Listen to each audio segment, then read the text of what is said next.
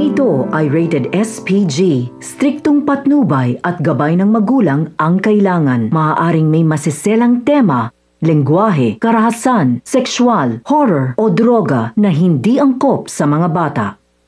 Pinalabas ni Olga na banta sa buhay ni Ramon itong si Mokang, kaya naman nagpalagay ito ng bomba sa kasal nila Ramon at Monique. At sinadya niya itong ipakita kay Ramon upang isipin ni Ramon na pakana ito ni Mokang. At gustong paniwalain ni Olga sina Don Julio at Ramon na gustong patayin ni Mokang itong si Ramon matapos nga ang kanilang kasal.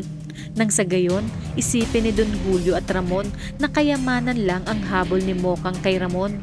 Gusto ring mangyari ni Olga na si Don Julio mismo ang pumatay kay Mokang, gaya ng ginawa noon ni Don Julio sa asawa ni Olga, na pinatay mismo sa harap niya. Kabilang banda, tagumpay naman ang plano ni Olga na pahirapan sina Tanggol sa loob ng bilibid dahil tinanggap nga ni na Warden ang suhol niya para pahirapan si Tanggol, at sa susunod nga na ipagagawa ni Olga ay ipapapatay niya na si Tanggol. Ngunit delikado ang ipinagagawa ni Olga, kaya naman tatawagan ni Warden Balakutan si Ramon upang kumpirmahin kung bakit ipinapapatay ni Olga si Jesus Nazareno de Magiba alias Tanggol. Kung kaya't laking gulat nga ni Ramon nang marinig niya ang pangalan na sinabi ni Warden, sapagkat pangalan nga ito ng kanyang anak.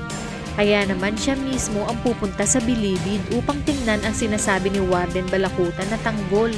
Kaya naman dito mabibisto na ni Ramon ang katarantaduhang ginagawa sa kanya ni Olga. Lalo na pag nakita niya na si Tanggol na kamukhang kamukha niya ng kabataan niya, at walang duda na ito ang kanyang tunay na anak dahil makakaramdam siya ng lukso ng dugo. Kung kaya't dito na magsisimula ang paghihiganti ni Ramon ng palihim kay Olga at David, lalong-lalo na kay Rigor. Ngunit paano na lang kaya pag nalaman ni Ramon na si Mokang pala ang dahilan ng pagkakakulong ni Tanggol at ito rin ang nagnakaw sa bahay ni Naroy at Angkong? Kaya kung bago ka pa lang sa aking channel ay mag-subscribe ka na at i-click mo na rin ang bell icon para updated ka sa pinakahuling kaganapan sa paborito mong teleserye, ang FPJ's Batang Quiapo. Hanggang sa muli, salamat!